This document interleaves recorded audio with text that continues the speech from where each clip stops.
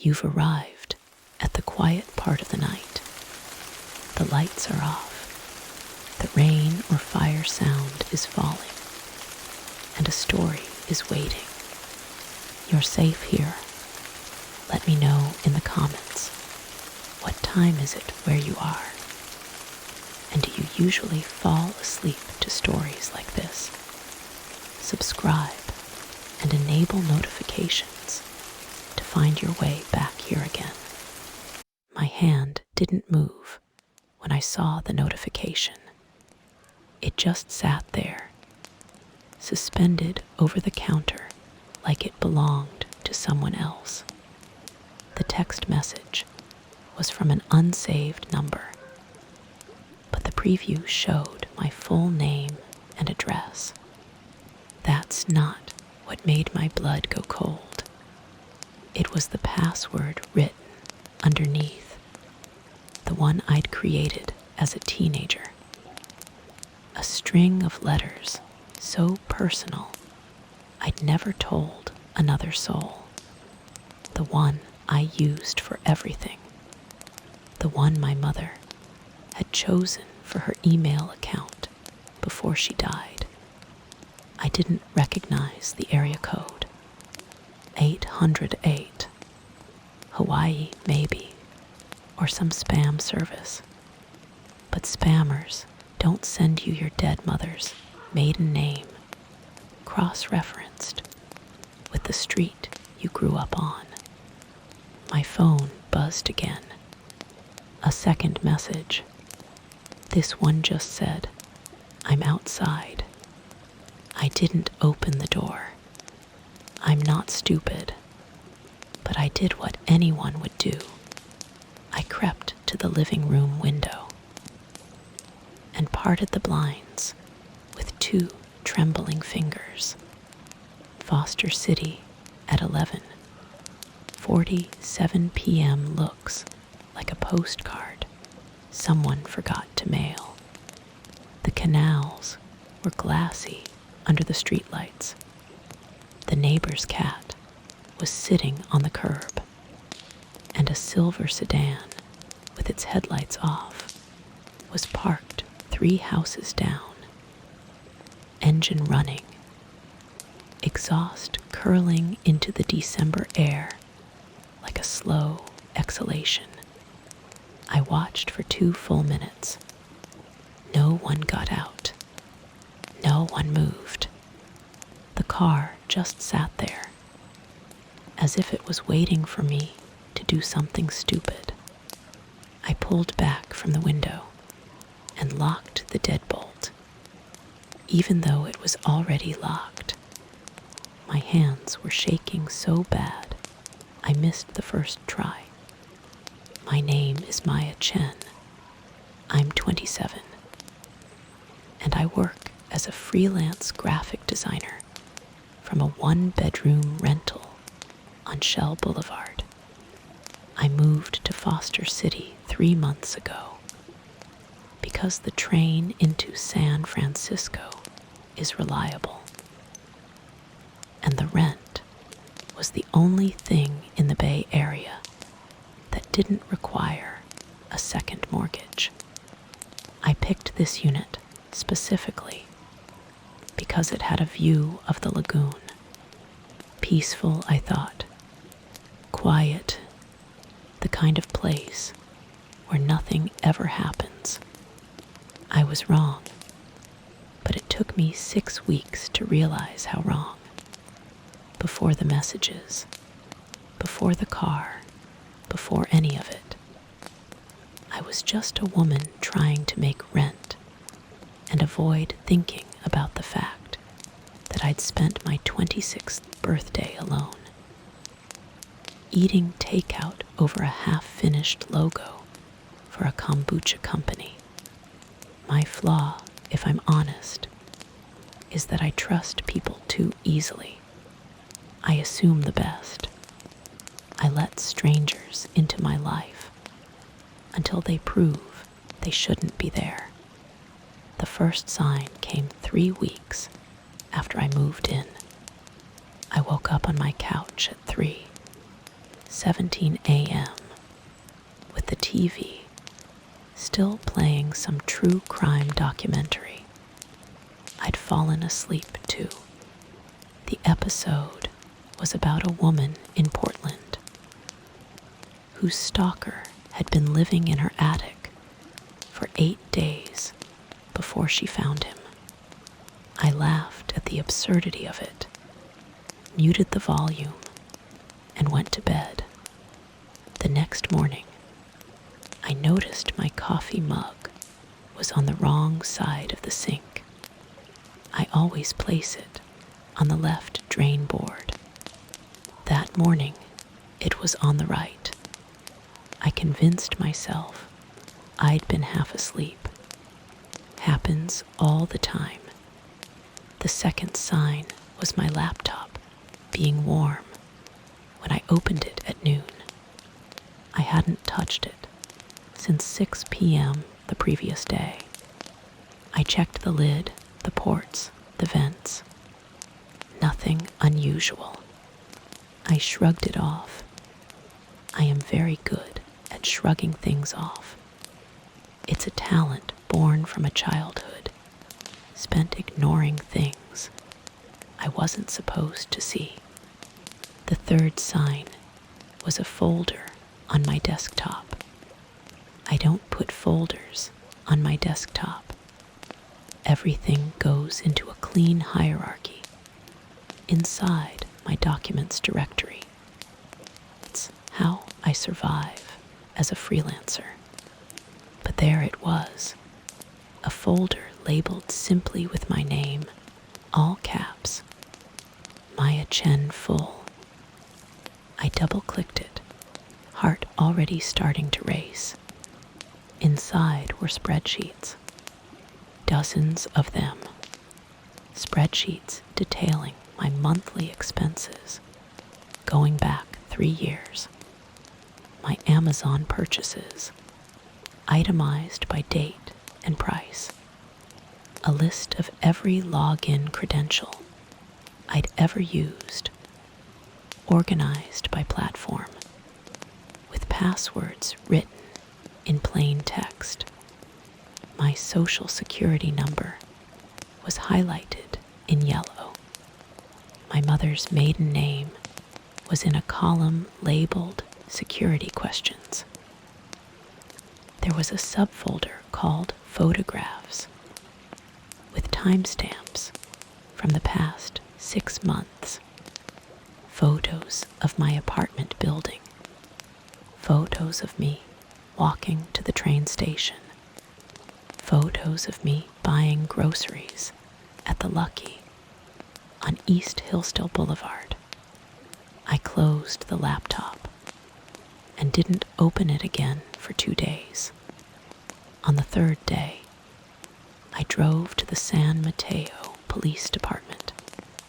The officer who took my statement was professional, patient, and visibly unbothered.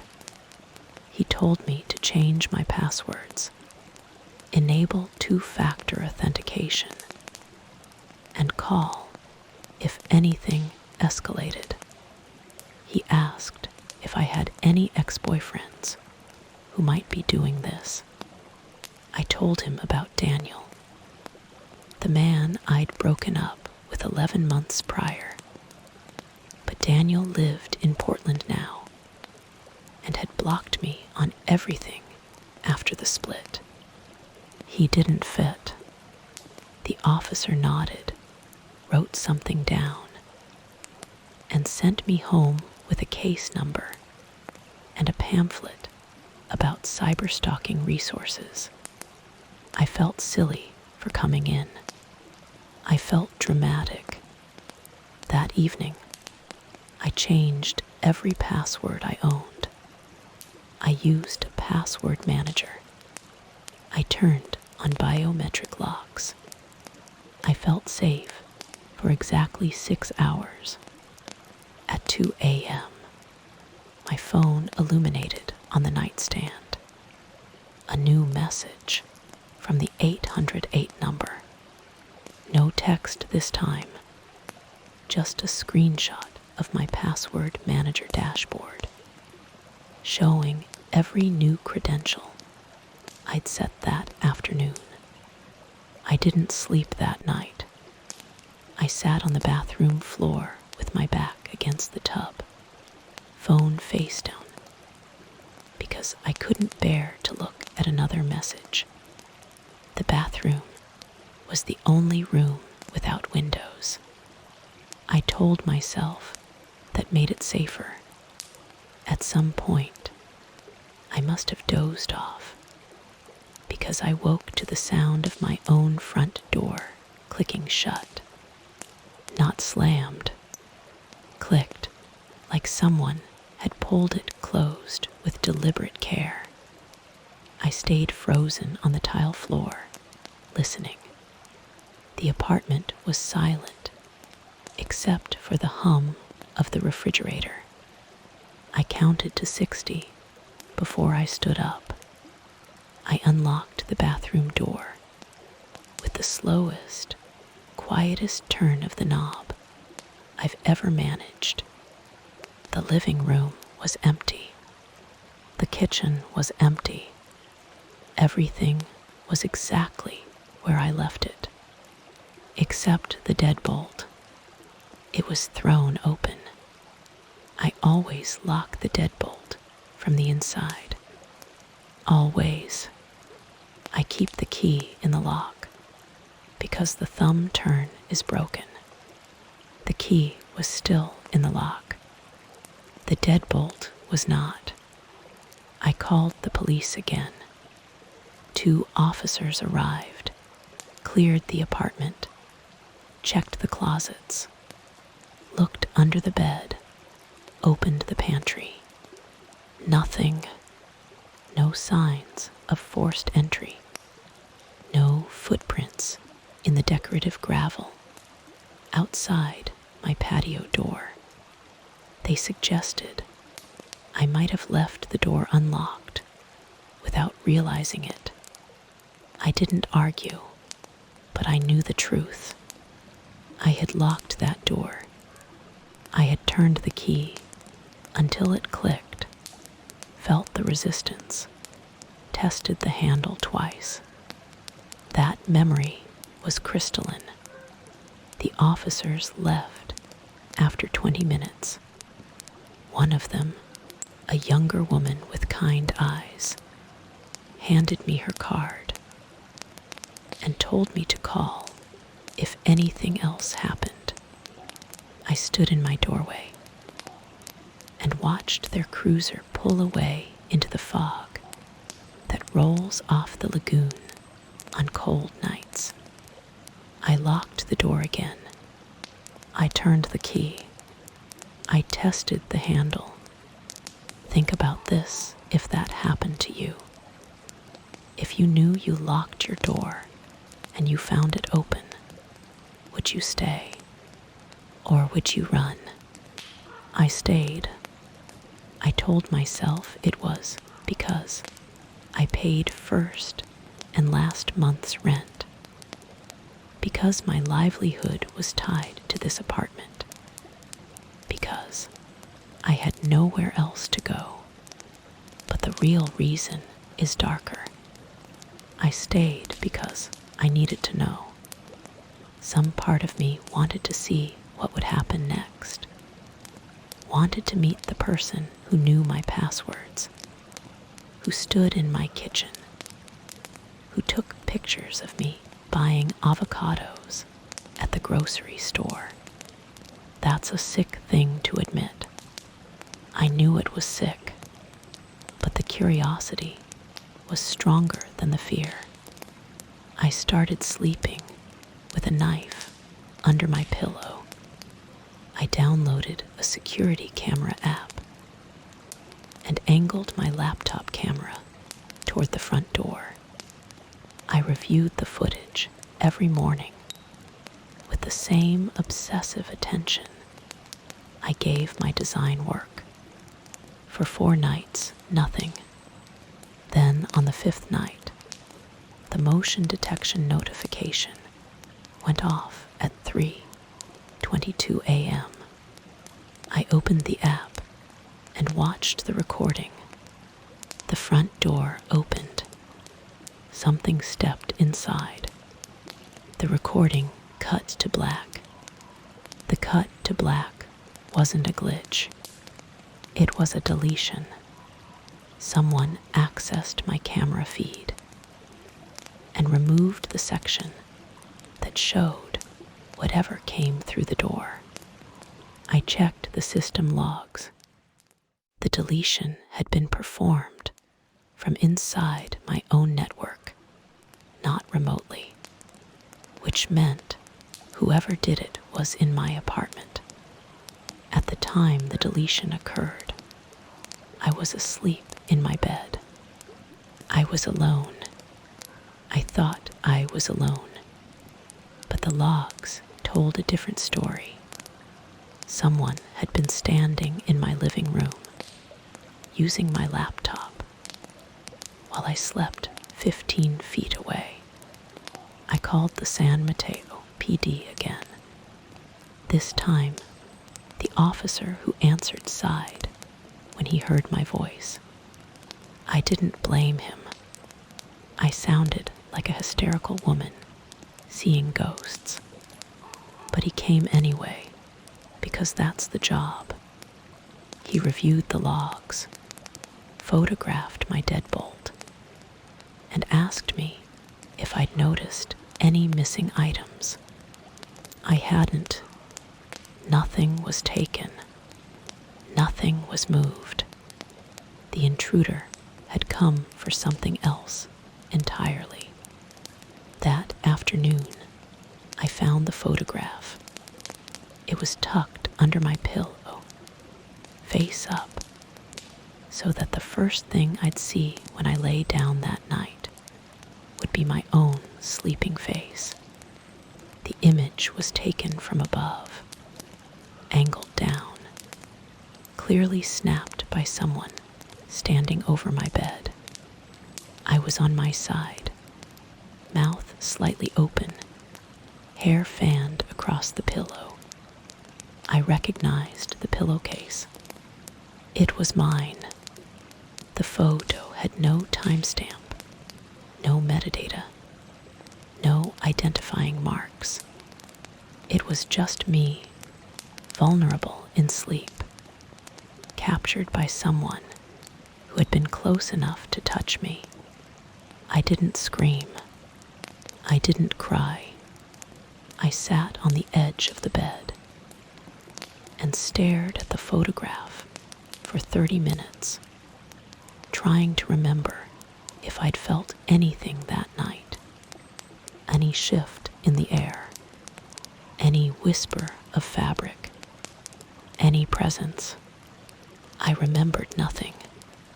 I had slept perfectly. That, more than anything, terrified me. I could be watched, photographed, recorded, and my body would offer no resistance. It would just keep breathing. I called my ex-boyfriend Daniel. I hadn't spoken to him in almost a year, but I needed to know if he was the one doing this. He answered on. Maya Chen stood in her kitchen at 2:47 a.m., staring at the piece of paper shed found on her nightstand. That was strange enough. Shed locked every door before bed, set the alarm, checked the windows twice. That was her ritual. But the note itself made her stomach turn inside out. You left the bathroom window open 3 summers ago. I closed it for you. Handwritten in neat, small cursive, the ink slightly smudged by the humidity of the Sugarland air. She didn't recognize the handwriting. Warsesh didn't recognize the memory. Shed lived in this apartment for 2 years. 3 summers ago, Shed been in a rental off Highway 6. A ground floor unit with a janky bathroom window that never latched properly. Shed complained to the landlord about it. He fixed it eventually, but Shed never told anyone that story. Not her mother, not her friends. Shed barely thought about it herself until this moment. And the fact that someone else knew felt like fingers crawling up her spine.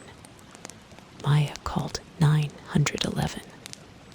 The operator was polite, professional, took her information, and then asked a question that made her fingers go numb. Has anything been stolen, ma'am? Is anyone injured? Nothing stolen. No one injured. Just a note that shouldn't exist. The officer, who arrived at a tired-looking man named Sergeant Delgado, swept the apartment, checked the locks, shone a flashlight into the closets. He found nothing out of place. He told her, in that practiced, sympathetic tone, that it was probably a prank, maybe a neighbor who'd seen her moving in, maybe an ex-boyfriend. He suggested she install cameras. She thanked him, closed the door, and didn't sleep. At 6 a.m., she pulled up the security footage from her new smart doorbell installed 3 weeks ago. Because Sugar Land was safe, but she wasn't naive. The footage showed the hallway from midnight to 2 a.m. Empty, still. A single moth orbiting the camera lens. Then at 2:14 a.m., the footage glitched. A single frame of static. Then the hallway again, empty. The note had been on her nightstand when she woke at 2:30 for water. No one had walked through her front door. Maya Chen was 28 years old. She worked as a freelance graphic designer, mostly corporate branding, and the occasional book cover. Shed moved to Sugar Land, Texas, 3 years ago for the same reason half the city had. Good schools, low crime, houses with front porches and backyards. She lived in a modern apartment complex off University Boulevard, within walking distance of a coffee shop she visited every morning. She was organized. She was careful. She checked her car doors twice. She changed her passwords quarterly. She had a small circle of friends: Lydia from yoga, Darren from her graphic design meetup, her mother, who called every Sunday. There was no reason for anyone to target her, but the note had mentioned something specific. The bathroom window from her old apartment on Lexington Drive. Shed moved out of that place in a hurry after her lease and did nothing bad. Just a better deal on the new place. The landlord was a retired school teacher named Mrs. Garza. Maya found her number in an old email and called. No answer. She left a message. Then she called her mother, who lived in Katy, 40 minutes away. Mom, did I ever tell you about the bathroom window at the old apartment? Her mother paused. You mentioned it once. Said it wouldn't lock. Why? A cold ribbon of realization around her chest. Shed mentioned it exactly once, in passing, 2 years ago.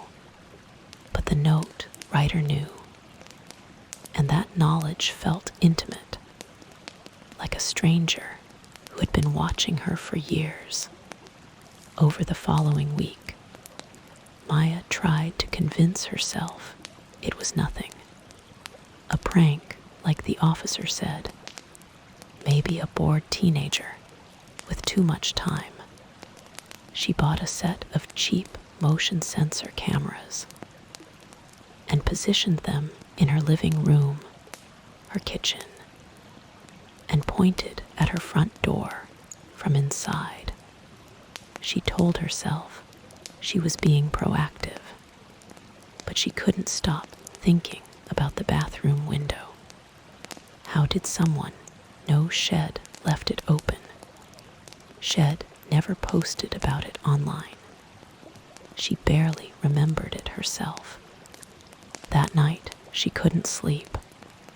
At 1 a.m., she checked the camera feed on her phone. The living room, empty. The kitchen, empty. Counters clean. A single glass in the drying rack. The front door camera, empty hallway. She almost laughed at herself. Then she noticed something wrong. The timestamp on the living room feed said 12:47 a.m. The timestamp on the front door feed said 12:48 a.m. 1 minute off. She checked again. The living room camera was connected to a different outlet. The difference was a minor glitch, a power fluctuation.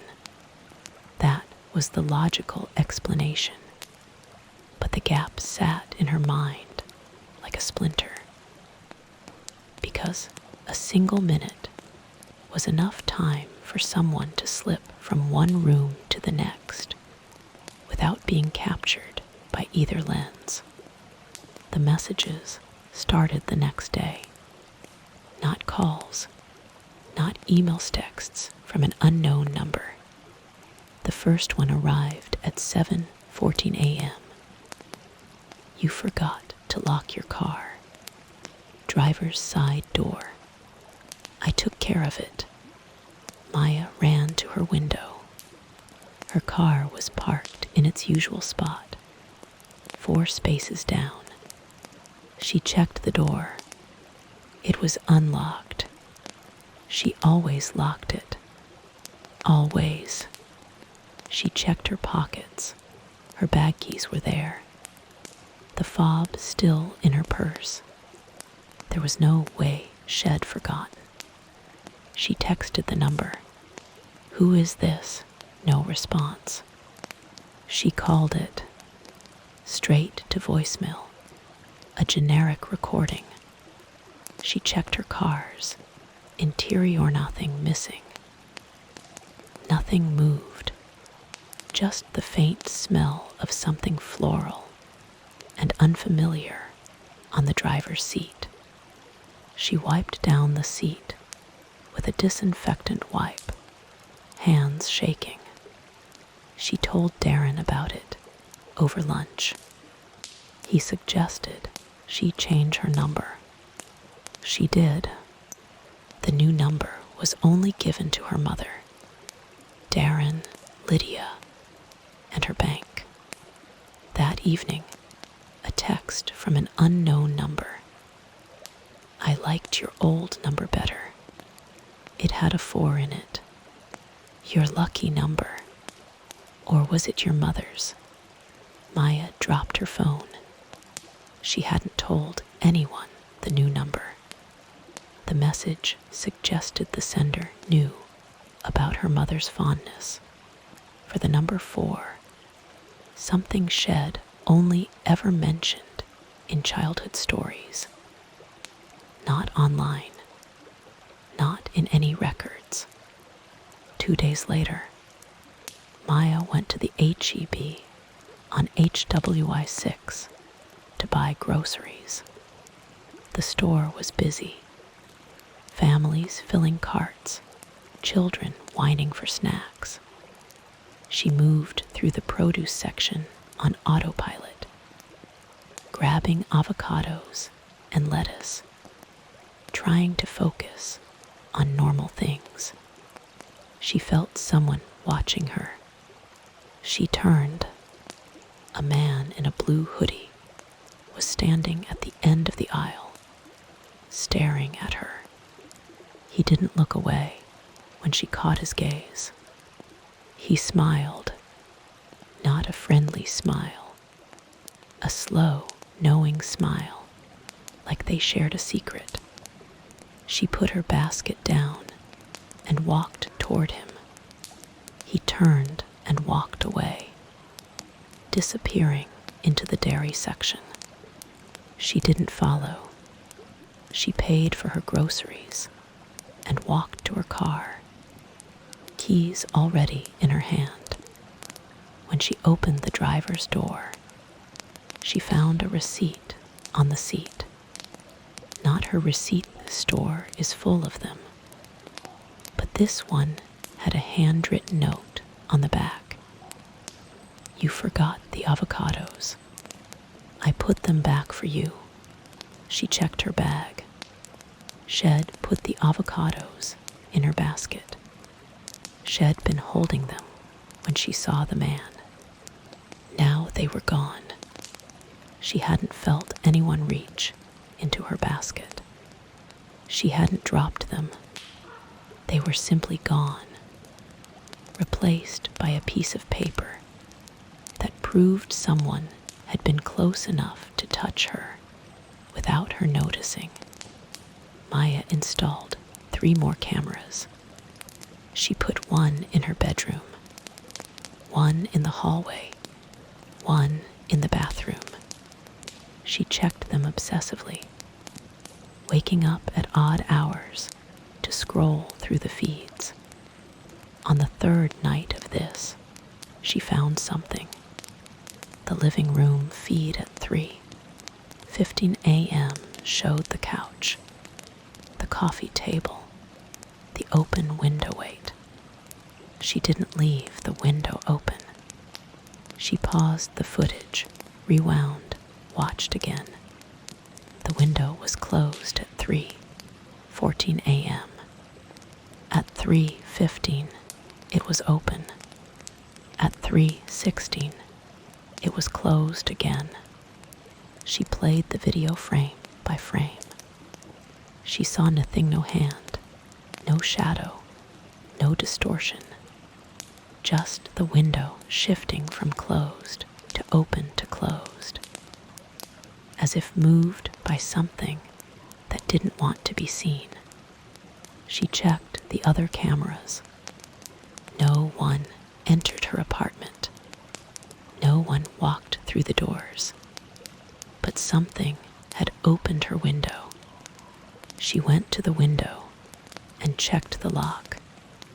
It was a sliding latch, old but functional. There was no sign of forced entry, no scratches on the frame, no broken seal. She locked it again and sat on the couch, staring at the closed window, her breath shallow in her chest. She couldn't stay in the apartment. That night, she packed a bag and drove to her mother's house in Katy. The drive was 40 minutes on I-69, past strip malls and subdivisions. The familiar landscape of suburban Texas blurring past. She called her mother ahead of time, tried to keep her voice steady. Just need a break. Apartment feels small. Her mother didn't press. When she arrived, the house was warm and bright, the porch light on. Her mother waiting at the door with a cup of tea. Maya didn't tell her about the notes. didn't tell her about the window. She just hugged her and pretended everything was fine. She slept on the couch, the same couch Shed slept on as a child, wrapped in a quilt her grandmother had sewn. At 3 a.m., she woke to the sound of her phone buzzing. A text from an unknown number. Katie is nice this time of year. Your mother's garden looks beautiful in the moonlight. The roses are blooming early. Maya sat up, heart slamming. She looked out the window. The front yard was visible from the couch. The garden was empty. The roses were not blooming were still tight buds. But the message had mentioned them. It suggested whoever was watching knew exactly where she was. She turned on every light in the living room and did not sleep again. Think about this: if someone knew where you were, knew what you'd done 3 summers ago, knew the number you'd just changed, could open a locked window without breaking a seal, would you go back to your apartment? Or would you run? Maya ran. She left her mother's house that morning. Didn't explain why. Just said she needed to clear her head. She drove to a hotel off Highway 59. A chain place with thin walls and a deadbolt she actually tested. She paid cash. She didn't use her credit card. She didn't tell anyone where she was going. She sat on the bed, phone off, watching the door. Nothing happened for 3 hours. Then her phone buzzed. Shed turned it off, but it buzzed anyway. The screen flickering to life with a notification from an app she didn't recognize. The message read, "Hotels are temporary. You can't outrun someone who's seen you sleep." She dropped the phone like it burned. When she picked it up, the app was gone. The notification was gone. But the message was seared into her memory, because it meant the stalker could reach her, even when Shed disconnected herself entirely. Maya opened her laptop. She needed to understand. She searched. Sugarland home invasion unsolved. She found a case from 6 years ago, a man named Richard Chen. She stopped breathing. Richard Chen was her father. He died when she was 22 during a home invasion that the police never solved. She'd been away at college. The case went cold. Shed buried it deep, rarely spoke about it, didn't even tell her closest friends. The note writer had mentioned her father's old badge number in one of the texts and numbers Shed found in a box years ago, and never showed anyone. How could they know? She searched deeper, found old news articles, forum posts, a Reddit thread from 4 years ago titled, "Will the Sugarland home invasion ever be solved?" She scrolled through the comments. One username stood out, Behind the Fence. The account had posted only once 2 years ago. "I know who did it. I've been watching the daughter for a while. She doesn't even know what's in the basement." Maya's basement was unfinished. Shed never used it. But the apartment she lived in 2 years agoth. One with the bathroom. Window had a basement shed, only entered once. A damp concrete room with a locked closet shed, never opened. The next day, Maya drove back to Sugar Land, not to her apartmento, the old building on Lexington Drive. It was rented out now, new tenants, but the landlord, Mrs. Garza, still lived in the house next door. Maya knocked on her door, holding the Reddit thread on her phone. Mrs. Garza was an older woman, silver-haired, suspicious of strangers. But when Maya showed her the note, the texts, the username, Mrs. Garza's face went pale. "I never told anyone about the basement closet," she said quietly. "It was sealed when I bought the property. Previous owner said it was just old storage. I never opened it." Maya asked if she could open it now. Mrs. Garza hesitated. Then she handed over a key. The basement entrance was behind the house. A heavy wooden door, half buried in overgrown bushes. Maya used the key. The door swung open. It was 3:14 a.m. when my phone buzzed against the nightstand. I remember the exact time because the red digits on my alarm clock burned through my half-sleep like a small wound. I reached for the phone thinking it was a late-night group chat message, or maybe a work email from a client in another time zone. But what I saw emptied my lungs. There was a photo of my kitchen. I knew it was my kitchen because of the chipped ceramic canister on the counter. One shaped like a hen that my grandmother gave me. The angle was low, from the countertop itself, as if someone had placed the phone there while I slept. The overhead light was on, which made no sense because I always turn it off before bed. I fumbled the phone, nearly dropped it. Then I got up. I walked to the kitchen. The light was off.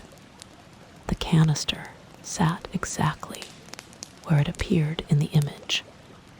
I checked the front door, the back door, every window. All locked. I had been alone in that house all night. The photo existed. I could not explain it. I stared at the image for a full minute before I realized my hand was shaking. The timestamp on the photo metadata said 3:02 a.m. 12 minutes before I had woken up. I opened the file information. Scrolling through numbers I barely understood. The file was taken with my own phone. The EXIF data listed the model as my iPhone, the same one I held now. But I had been asleep. I had not taken that picture. I checked my camera roll. The photo was there, inserted between a screenshot of a client briefing from earlier that night and a photo of my dinner. No gaps in the timeline. It was as if the phone had grown a mind of its own, or as if someone had reached through the network and placed the image there while I slept. I searched the house again, I pulled back the shower curtain. I opened every closet. I stood in the middle of my bedroom and listened. The only sound was the refrigerator humming from the kitchen. A low bass note that suddenly seemed too loud. I did not sleep the rest of that night. I sat on the couch, phone face down, watching the front door, to understand why I didn't call the police immediately. You need to know me. My name is Mara Collins. I'm 34, and I work as a freelance graphic designer from my home in Eugene, Oregon's River Road neighborhood.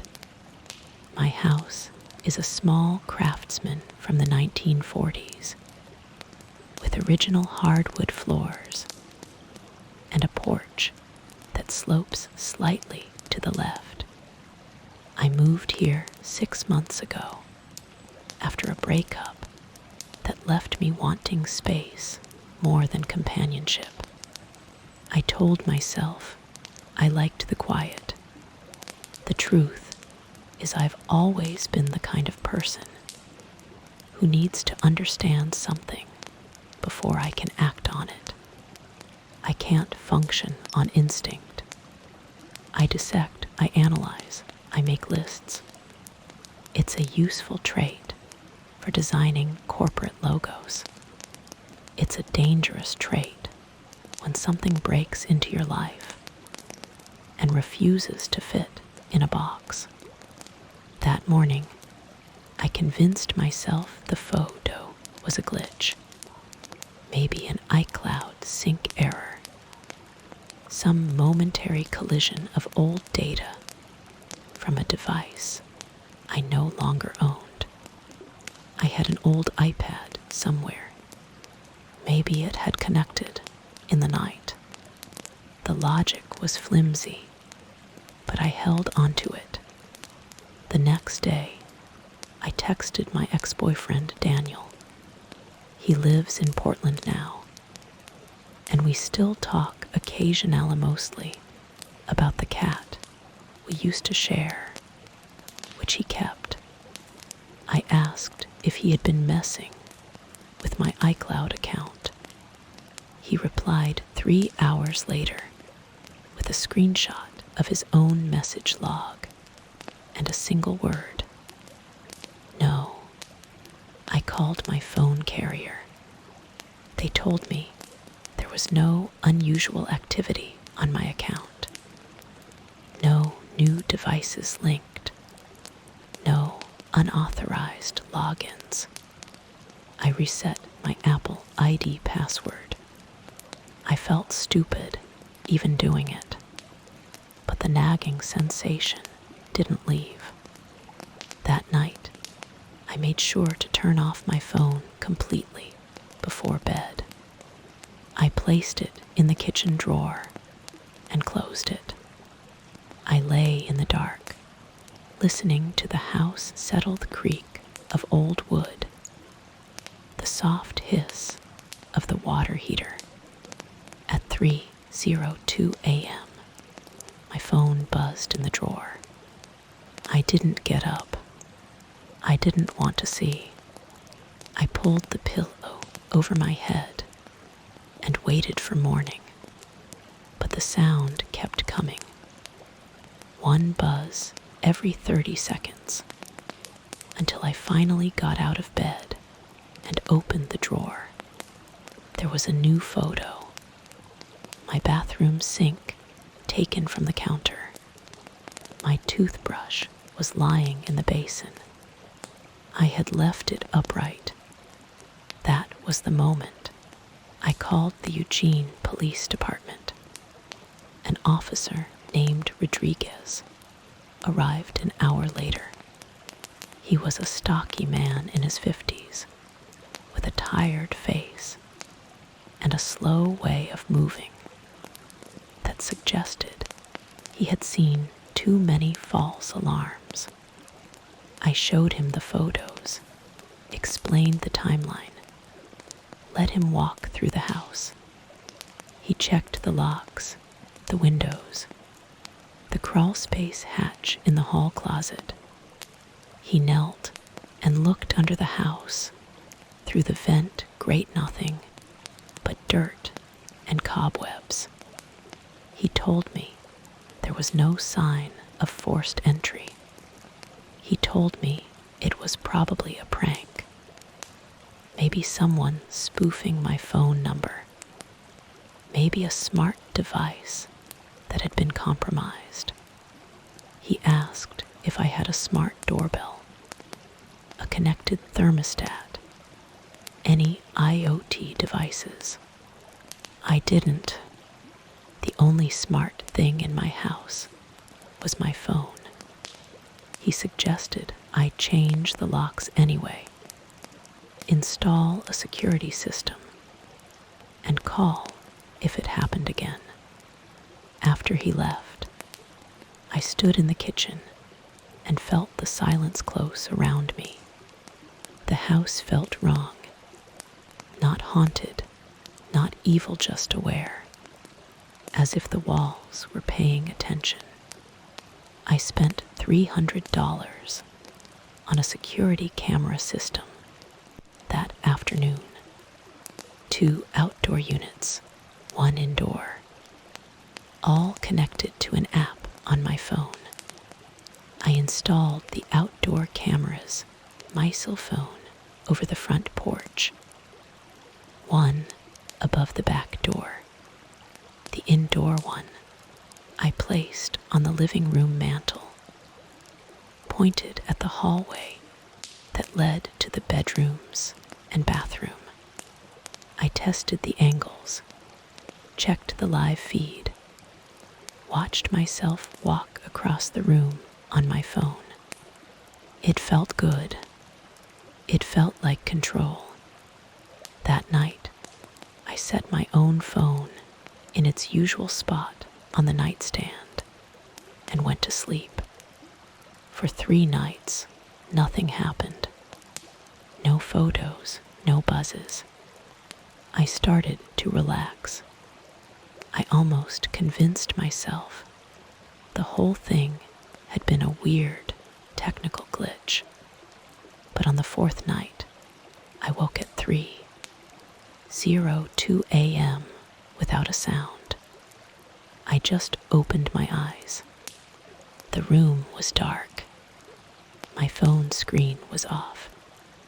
I reached for it anyway. There was a new photo in the camera roll. This one was taken from my living room, facing the front door. The indoor security camera was visible on the mantel, its little red light glowing. Someone had taken this photo while standing directly in front of the camera, but the camera's own footage showed nothing. I checked the app. The motion log was empty. The camera had not recorded any movement.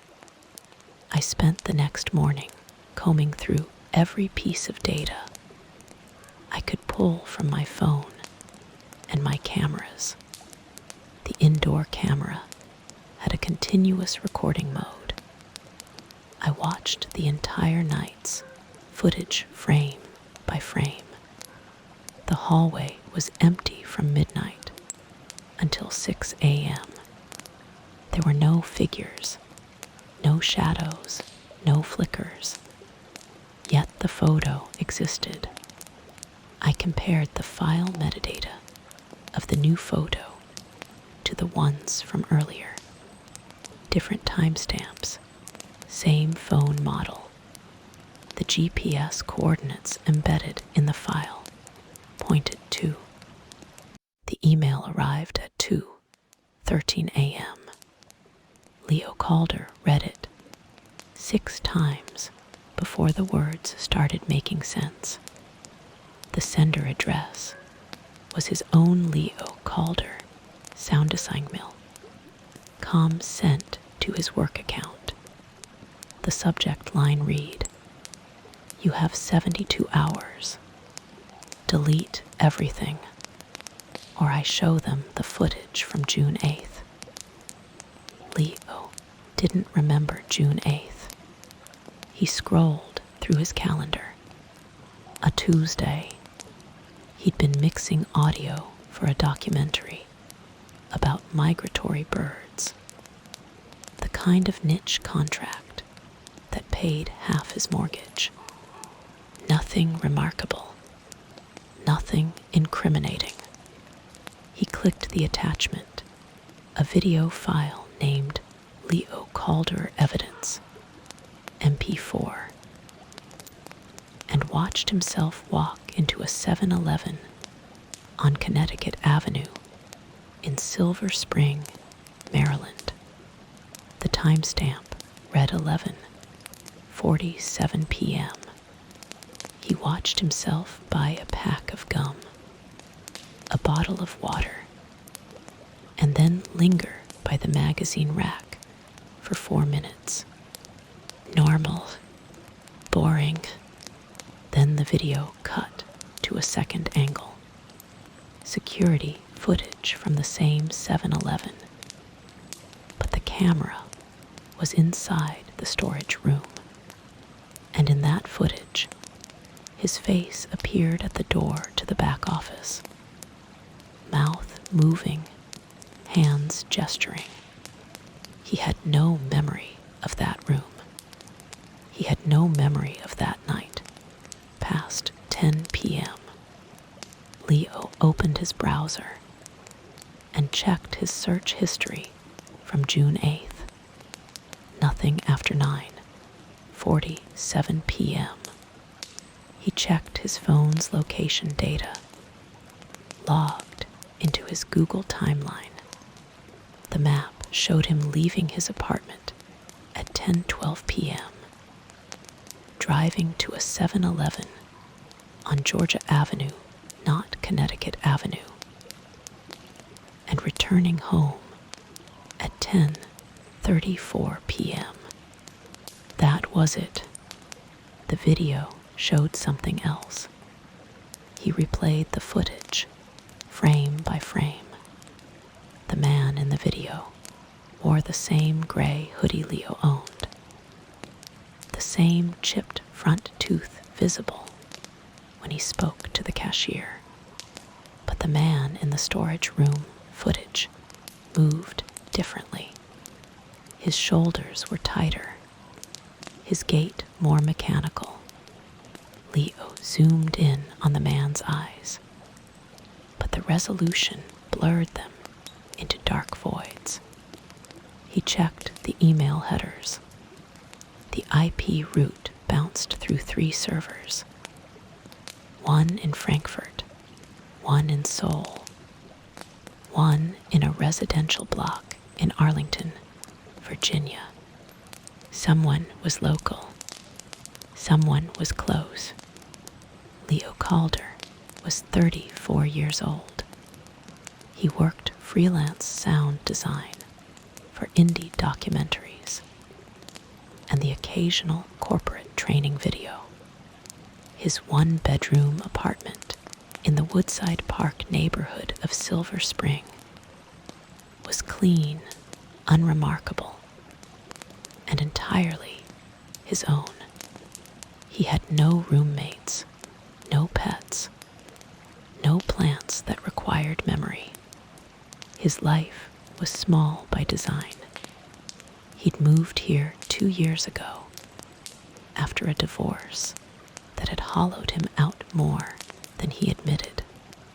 The personality flaw that defined him, the one his ex-wife Maya had called a fortress of logic, made him believe every problem had a rational explanation. If you gathered enough data, you'd find the answer. He'd never believed in ghosts, conspiracies, or coincidences that couldn't be untangled, which is why, at 5:47 a.m., He pulled up the property records for every unit in the 8300 block of Piney Branch Road. If someone had broken into his email, they had access. If they had access, they lived nearby. He cross-referenced the IP server in Arlington with the names on the deed. Nothing matched. He called Maya. She answered on the third ring, her voice groggy and sharp in the way it used to get when he woke her for reasons she deemed insufficient. He explained the email, the video, the missing hours. There was a long silence on her end. Then she said, "Leo, you called me at 11 p.m. on June 8th. You said you were at a gas station and your car wouldn't start. You asked me to come get you." He didn't remember that. She told him the gas station was the Shell on 16th Street. And when she arrived, he was sitting on the curb, staring at the asphalt. He'd told her he felt strange, dizzy. He kept repeating the same sentence. The numbers don't add up. She drove him home. He went to bed, and they never spoke about it again. He asked why she never mentioned it. She said, "Because you were fine the next day. You texted me saying you'd been sleep deprived. You apologized. You moved on." He hadn't moved on. He'd just forgotten. Leo decided to retrace the route from the Google timeline. He got in his car at 10:15 a.m. and drove the same path he'd taken on June 8th, according to the data. Georgia Avenue, past the Aldi, past the mattress store, past the cluster of townhouses, with for sale signs bleeding in the rain. He pulled into the 7-Eleven on Georgia Avenue. The cashier was a young man with a nose ring and tired eyes who didn't recognize Leo, but confirmed he'd been working the night shift in June. Leo showed him a photo of himself. The cashier squinted, then nodded slowly. "Yeah, I remember you. You were here, bought gum and water, but you also asked me about the cameras, wanted to know how long we kept footage." Leo felt the floor drop.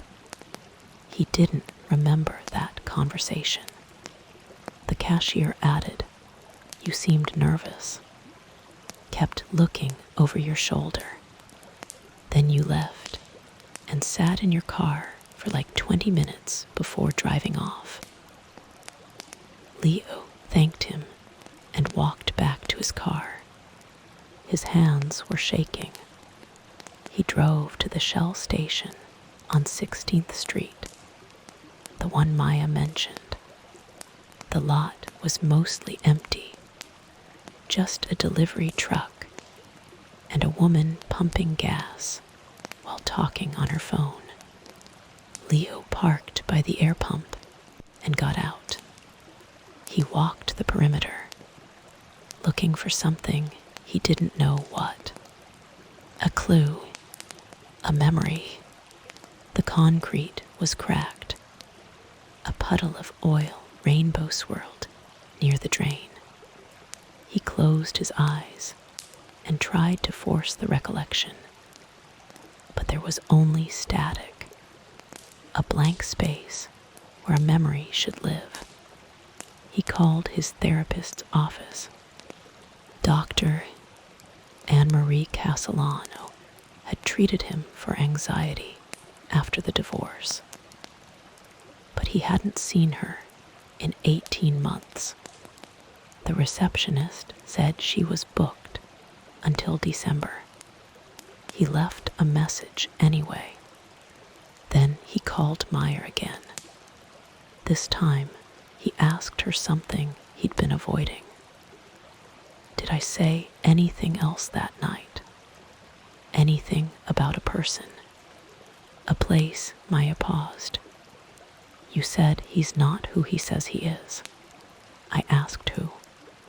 You said the man in 3B. You lived in 3A at the time.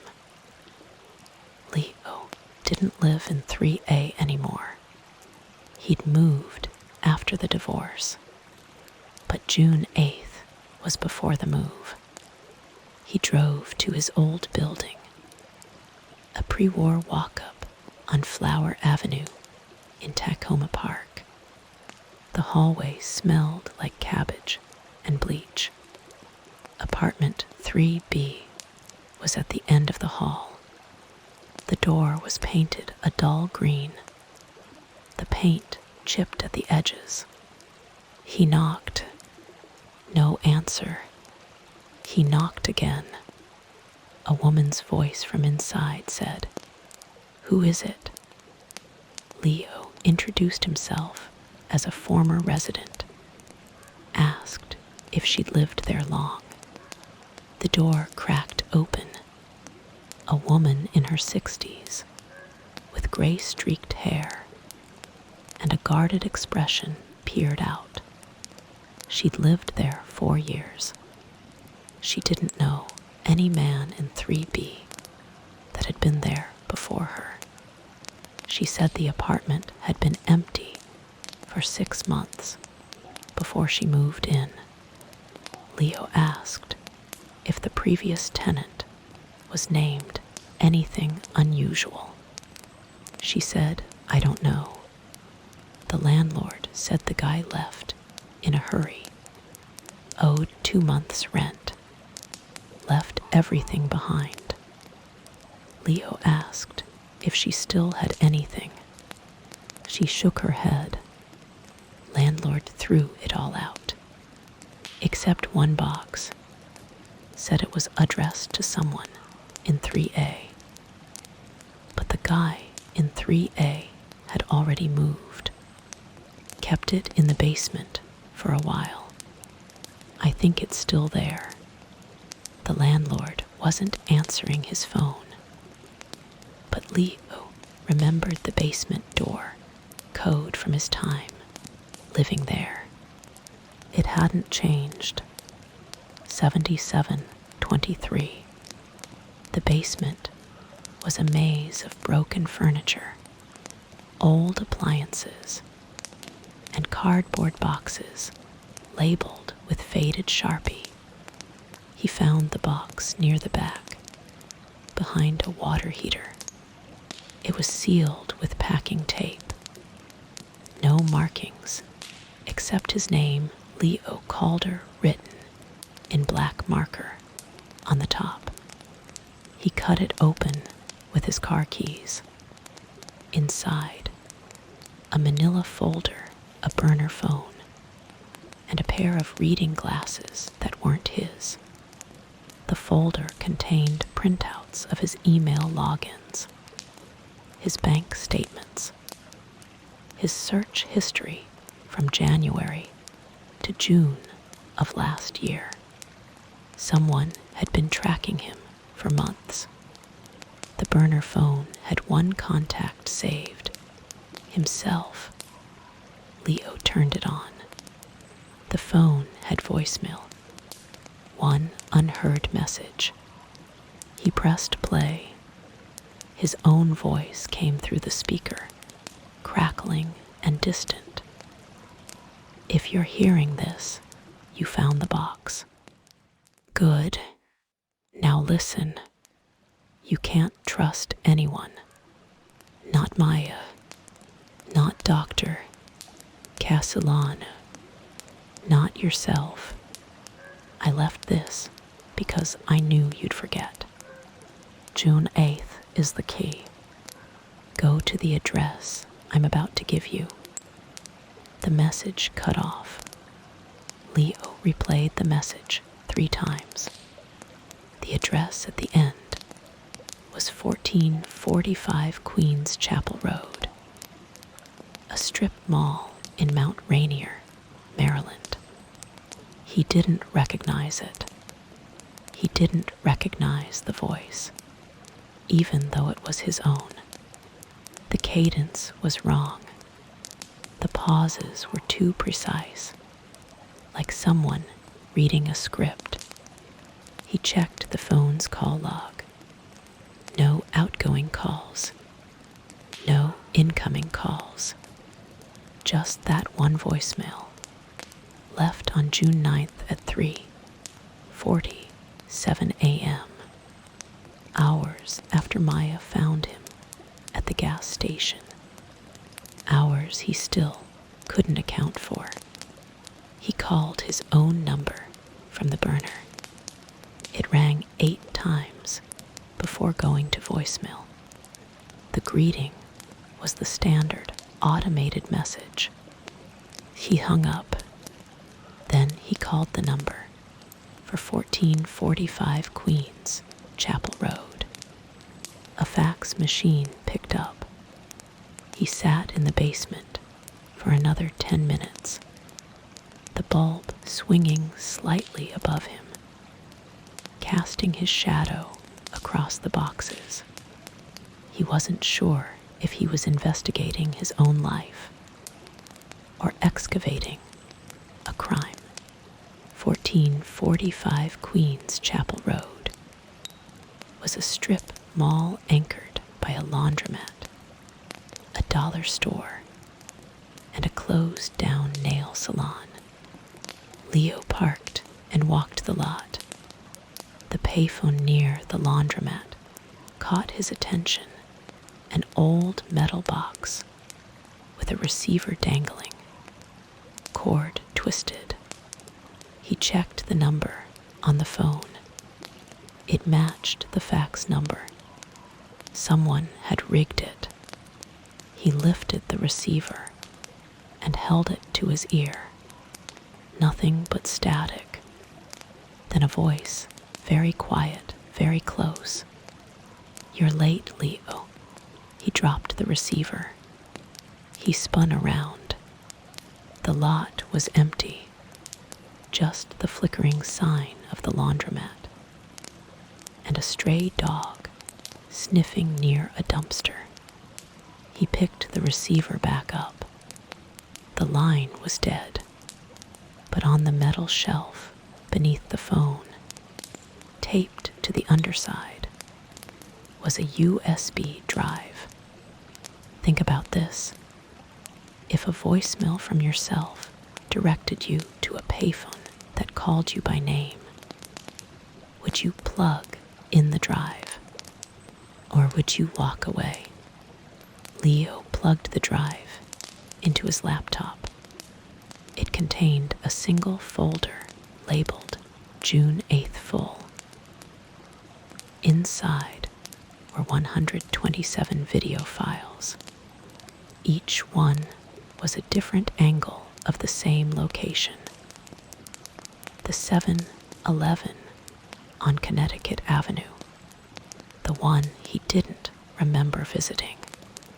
The files were dated June 8th, from 10:13 p.m. to 2:03 a.m. He opened the first one. He watched himself walk into the store, buy gum and water, then head toward the back. The storage room door swung open before he reached it. Someone was waiting. The footage from the storage room camera was grainy, but he could make out a figure standing in the shadows. They handed him something, a folder, thick with papers. He watched himself nod, take the folder, and leave. He didn't look at the figure. He didn't speak. He just followed an instruction. he couldn't remember receiving. Leo checked all 127 files. In every single one, his movements were precise, rehearsed. Nothing like his usual distracted gait. The person in the shadows never showed their face. He cross-referenced the file metadata.